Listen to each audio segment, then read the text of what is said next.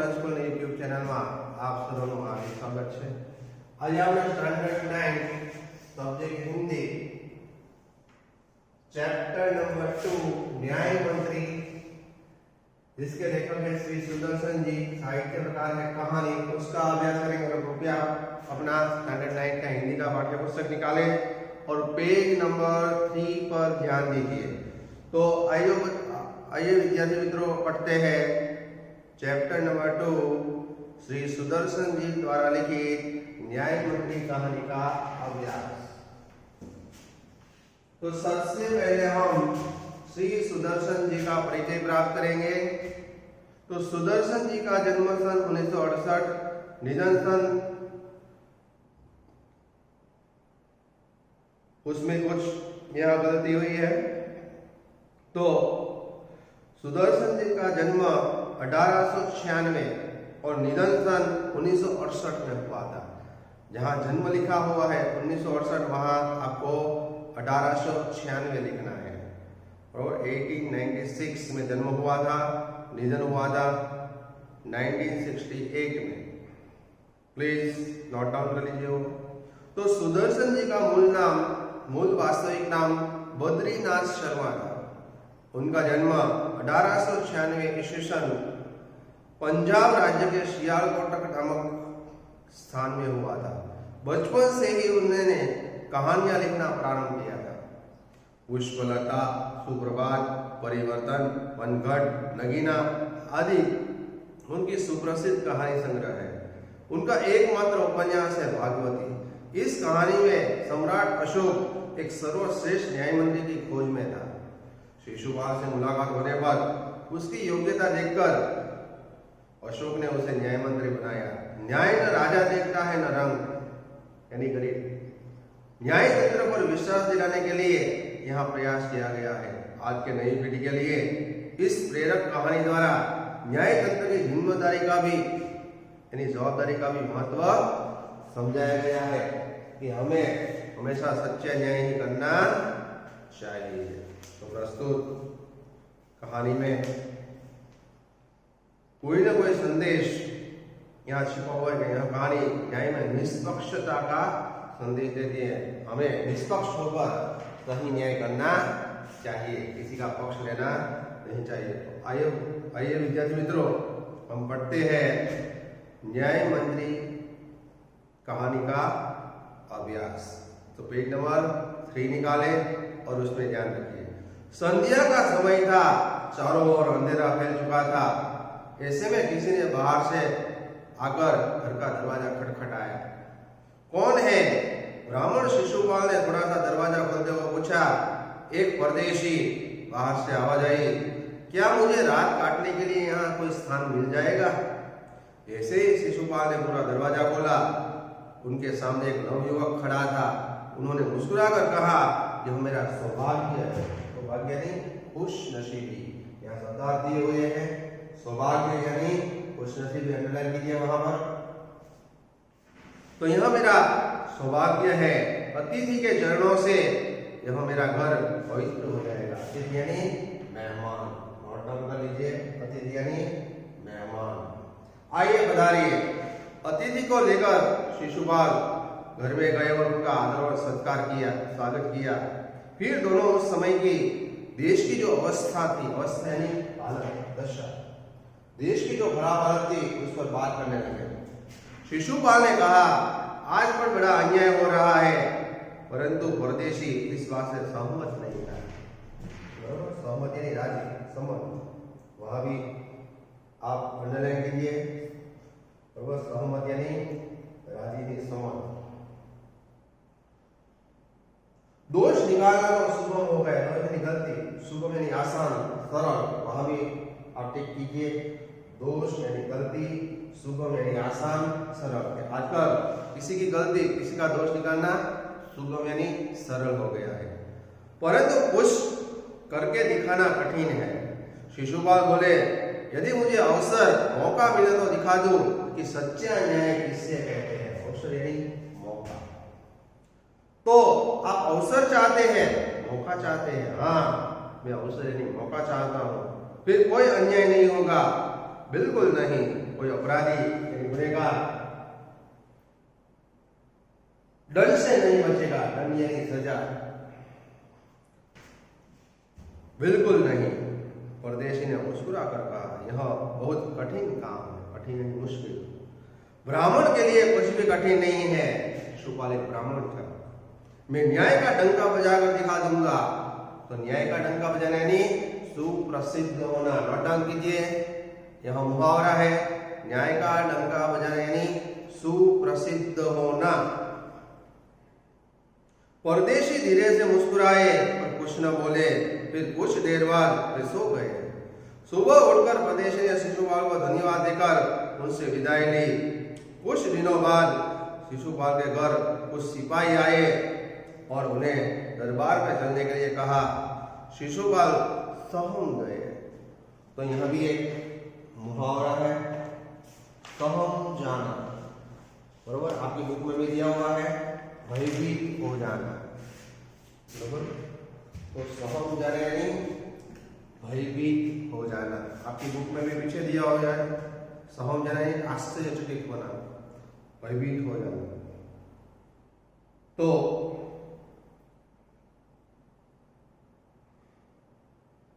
परदेशी धीरे से मुस्कुराए पर कुछ न बोले।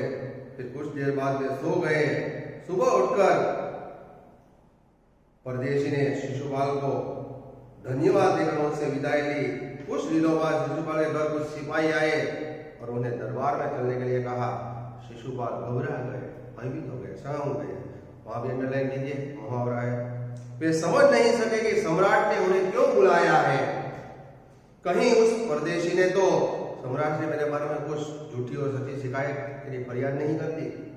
दरबार में पहुंचकर शिशुपाल का कलेजा धड़कने लगा। तो कलेजा धड़कना यानी चिंतित होना। पीछे दिया हुआ है मुहावरा, वहां भी टिक कीजिए। तो शिशुपाल का कलेजा धड़कने लगा, चिंतित हो गए जब उन्होंने देखा कि परदेशी ही खुद सम्राट अशोक थे, जो एक परदेशी वर बनकर उनके घर पर आए थे। सम्राट बोले, ब्राह्मण देवता, मैं आपको न्याय का अवसर मौका देना चाहता हूँ, आप तैयार है? पहले तो शिशुपाल थोड़े घबरा गए, फिर बोले, यदि सम्राट की यही इच्छा है तो मैं तैयार हूँ। बहुत ठीक, कल से आप न्याय मंत्री हुए, सम्राट ने कहा और अपने हाथ से अंगूठी उतारकर शिशुपाल को पहना दी। यह सम्राट अशोक की राजमुद्रा थी। राजमुद्रा यानी शासन की निशानी, इसे राजमुद्रा बोलते हैं। बरोबर, शासन की निशानी अंगूठी तो राज्य के शासन करने वालों के हाथ में पहनाई जाती है। और शिशुपाल न्याय मंत्री थे, उन्होंने राज्य के समुचित व्यवस्था करना आरंभ कर दिया, यानी अच्छी तरह उनके सुप्रबंध यानी अच्छी व्यवस्था से राज्य में पूरी तरह शांति रहने लगी। किसी को किसी प्रकार का भय नहीं रहता था। लोग दरवाजे तक खुले छोड़ जाते थे। चारों तरफ शिशुपाल के न्याय मंत्री होने के सुप्रबंध यानी अच्छी व्यवस्था और न्याय की धूम मच गई। तो धूम मच जाना यानी प्रसिद्ध हो जाना, मुहावरा है यहाँ। धूम मच जाना यानी प्रसिद्ध हो जाना। पीछे दिया हुआ है, पेज नंबर 4 पर ध्यान दीजिए। लगभग 1 महीने के बाद किसी ने रात में एक पहरेदार की हत्या कर दी। सुबह होते ही यह बात चारों तरफ फैल गई। लोग बड़े हैरान हो गए, हैरान नहीं आश्चर्यचकित, यह क्या हो गया।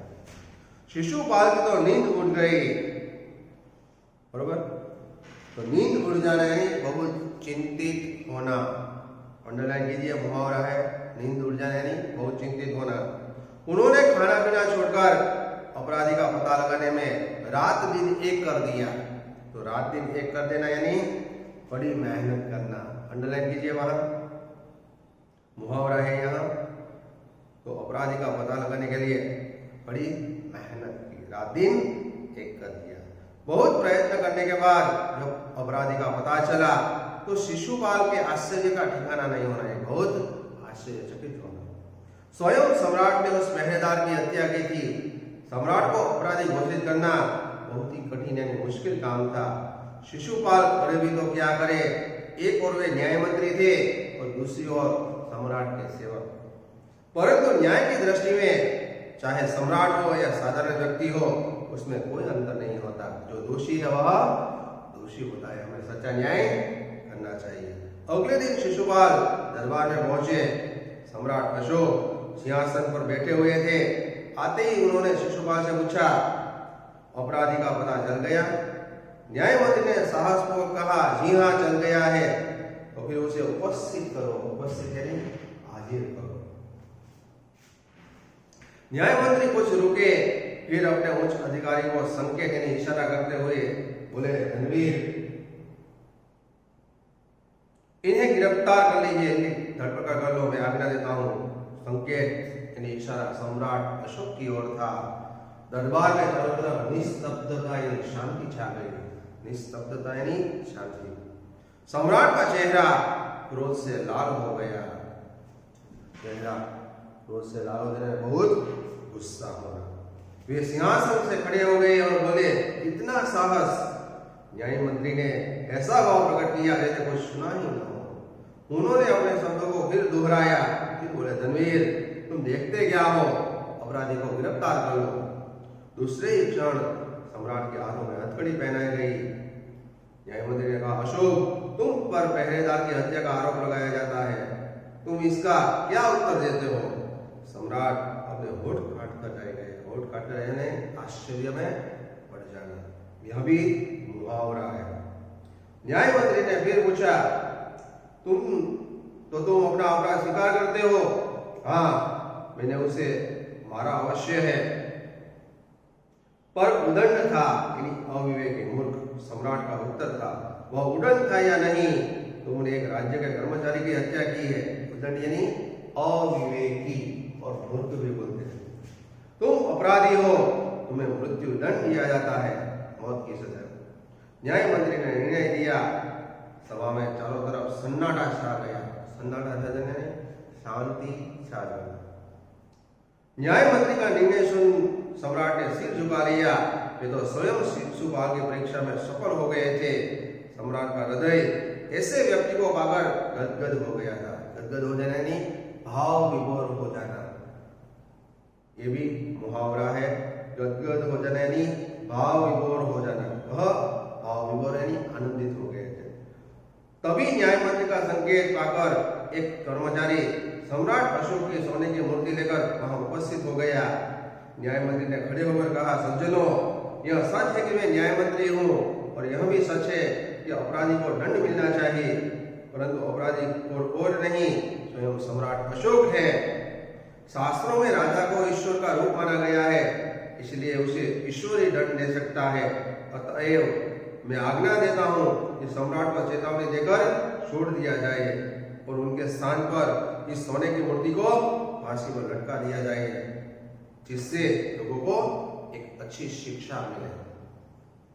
न्याय मंत्री का न्याय सुनकर लोग जय जयकार कर उठे।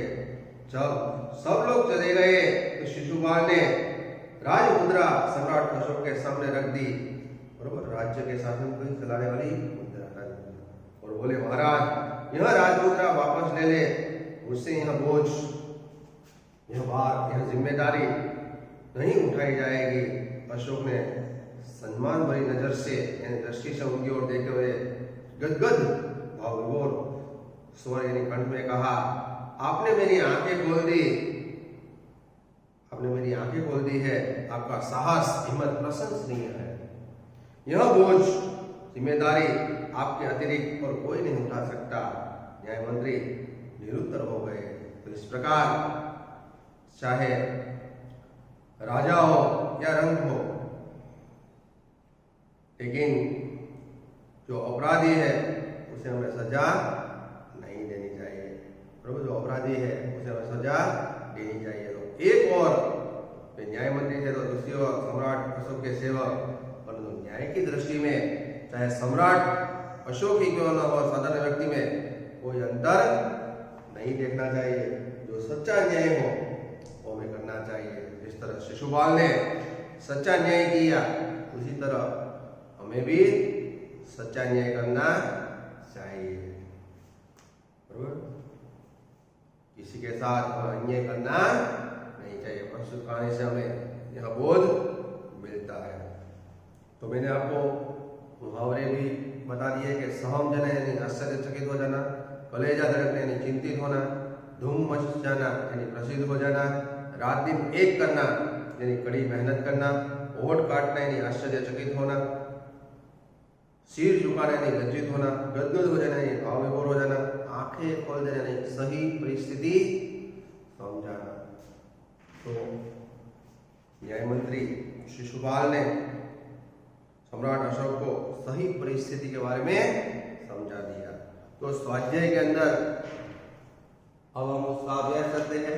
आप एक एक प्रश्न में ध्यान रखिए, एक एक वाक्य में उत्तर दीजिए। शिशुपाल ने अपने घर का दरवाजा क्यों खोल दिया?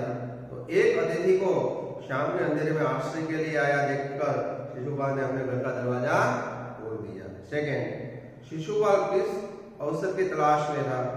तो शिशुपाल सच्चा न्याय कैसा होता है यह दिखाने के अवसर की तलाश में था।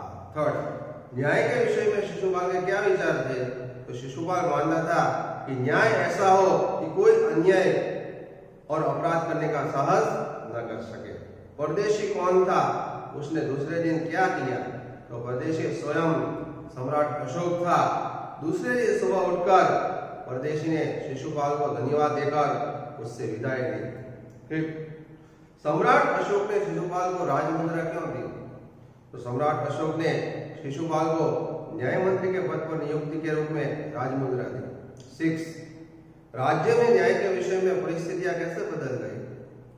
तो शिशुपाल के न्याय मंत्री बनते ही राज्य में पूरी तरह शांति रहने लगी, किसी को किसी प्रकार का भय भी नहीं रहता था। 7, पहरेदार की हत्या होने पर शिशुपाल की स्थिति कैसी हो गई?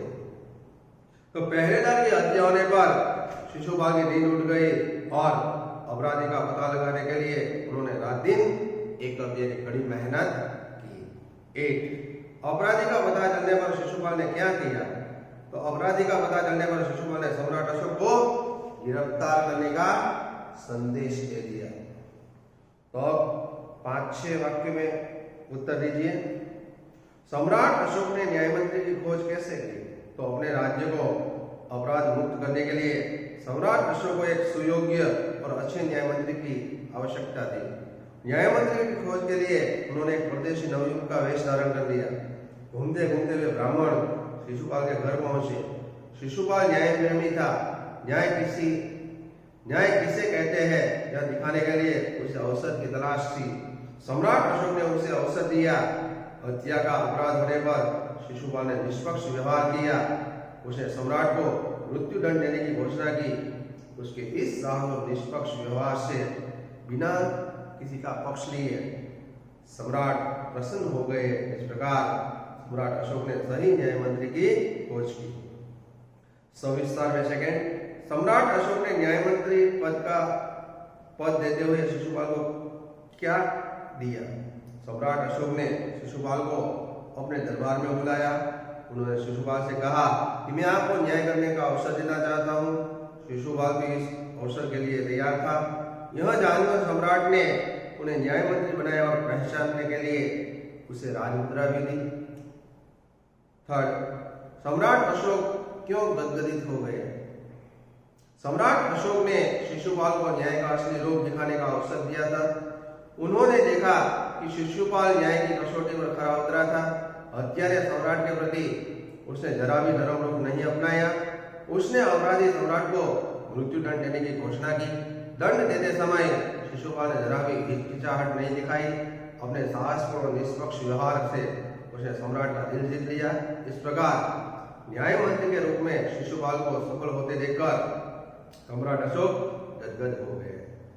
उसके बाद का न्याय मंत्री ने अपराधी सम्राट के जीवन की रक्षा किस प्रकार की? तो सम्राट अशोक ने एक राज कर्मचारी की हत्या की थी। इस अपराध के लिए न्याय मंत्री ने उन्हें मृत्यु दंड देने की घोषणा की, परंतु अपराधी और कोई नहीं, स्वयं खुद सम्राट अशोक थे। शास्त्रों में राजा को ईश्वर का रूप माना गया है, इसलिए उसे केवल ईश्वर ही दंड दे सकता है।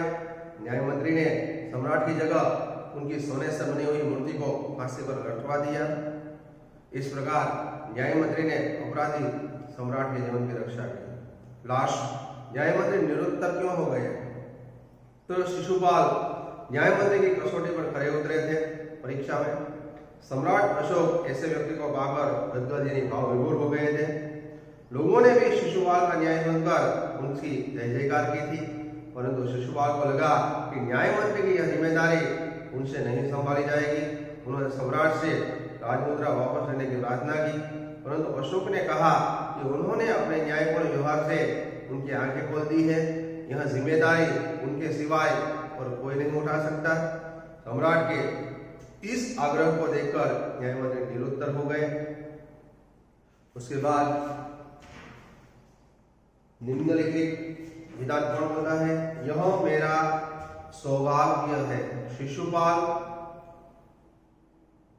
बरोबर, शिशुपाल खुद अपने आप पर यह कहता है। પછી उसके बाद का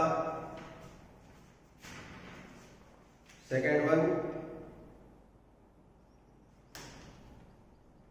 दोष निकालना तो सुगम है पर कुछ कर दिखाना कठिन। यह वाक्य उपदेशी युवक सम्राट अशोक शिशुपाल से कहता है, क्योंकि शिशुपाल उसे सम्राट अशोक के राज्य में हो रहे अन्याय की शिकायत करता है।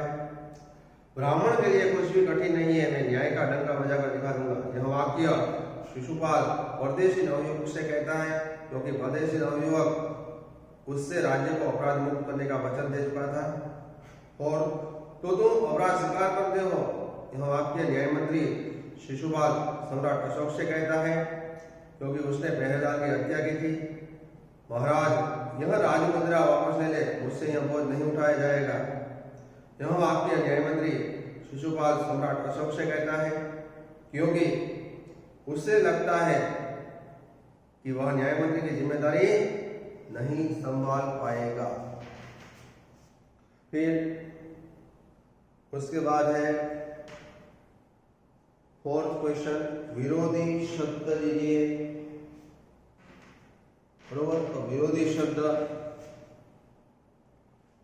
परदेशी तो स्वदेशी, आदर तो अनादर, अपराधी तो निरपराधी, सुप्रबंध तो कुप्रबंध, गिरफ्तार तो रिहा, स्वीकार तो अस्वीकार।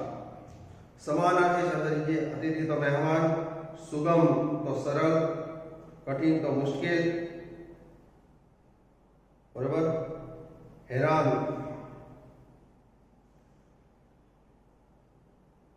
हैरान तो चकित, निस्तब्धता तो शांति, निरुत्तर तो खामोशी, बरोबर। निरुत्तर का क्या होगा? खामोश। फिर उसके बाद है सोच कर बताइए, वो भी मैं आपको करवा देता हूं। सोचकर बताइए। आप न्यायमंत्री होते तो क्या करते? मैं न्यायमंत्री होता तो वही करता जो शिशुपाल ने किया। सेकंड, सम्राट अशोक की आंखें किस कारण खुल गई? तो सम्राट अशोक की आंखें खुल गई क्योंकि शिशुपाल ने उसे दिखा दिया कि सच्चा न्याय किसे कहते हैं। शिशुपाल के साहस कि सम्राट अशोक ने क्यों प्रशंसा की? तो शिशुपाल ने सम्राट अशोक को पहरेदार की हत्या का अपराधी बताया। उसने सम्राट को मृत्युदंड देने में जरा भी झिझक नहीं दिखाई। उसकी इस निष्पक्षता और निडरता के कारण सम्राट अशोक ने उनके साहस की प्रशंसा की। उसके बाद का लास्ट, सही विकल्प चुनकर न्यायमंत्री के रूप में शिशुपाल को घोषित करते हुए अशोक ने राजमुद्रा दी। इसका अर्थ है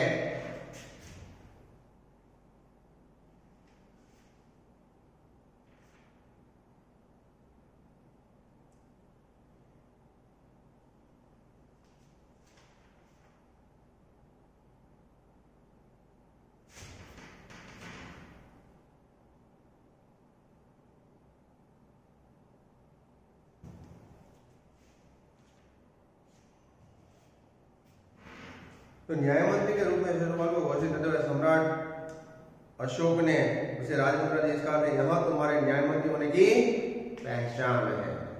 तो विद्यार्थी मित्रों, एक था स्वाध्याय। अब यहाँ कुछ शब्दार्थी लिखे हुए हैं। सौभाग्य तो खुशनसीबी, अतिथि तो मेहमान, अवस्था तो दशा या हालत, दोष तो गलती, सहमत तो राज्य संबंध, सुगम तो आसान या सरल, अवसर तो मौका, दंड तो सजा, राजमुद्रा तो शासन, समुचित तो अच्छी तरह, सुप्रबंध तो अच्छी व्यवस्था, हैरान तो आश्चर्यचकित, उपस्थित तो हाजिर, निस्तब्धता तो शांति, उद्दंड तो अविवेकी, बरोबर, राजमुद्रा तो शासन की निशानी अंगूठी, बोझ तो भार या जिम्मेदारी। फिर मैंने आपको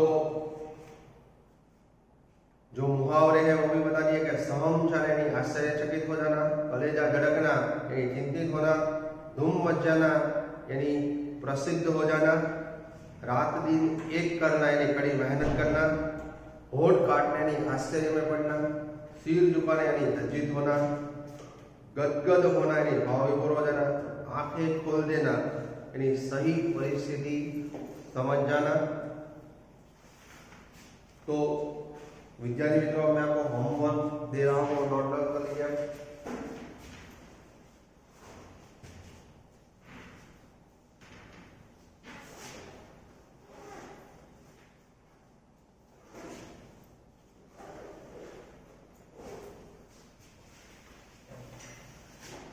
तो होमवर्क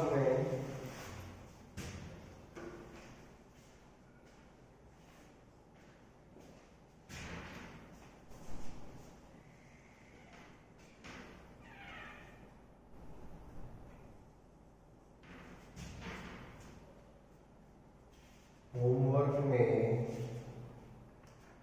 आपको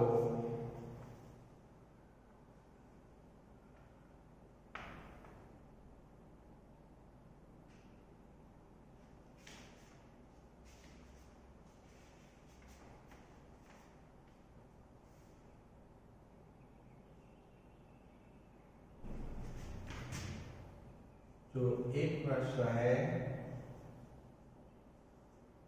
5-6 वाक्यों में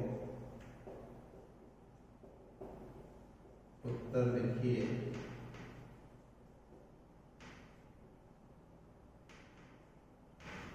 उसमें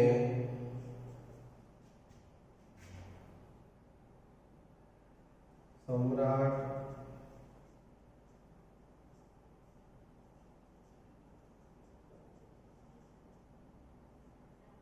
अशोक ने न्याय मंत्री का पद देते हुए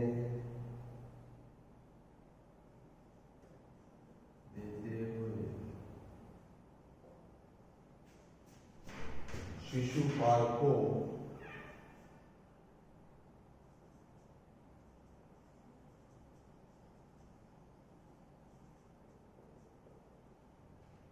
क्या दिया?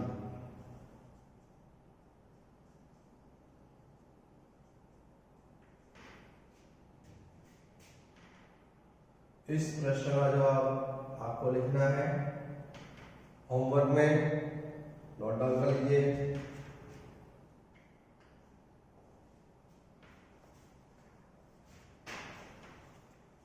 इस प्रश्न का जवाब आपको लिखकर पीडीएफ बनाकर होमवर्क में रखना है कि सम्राट अशोक ने न्याय मंत्री का पद देते हुए शिशुपाल को क्या न्याय दिया। तो विद्यार्थी मित्रों, अगले वीडियो में मिलेंगे। अस्तु।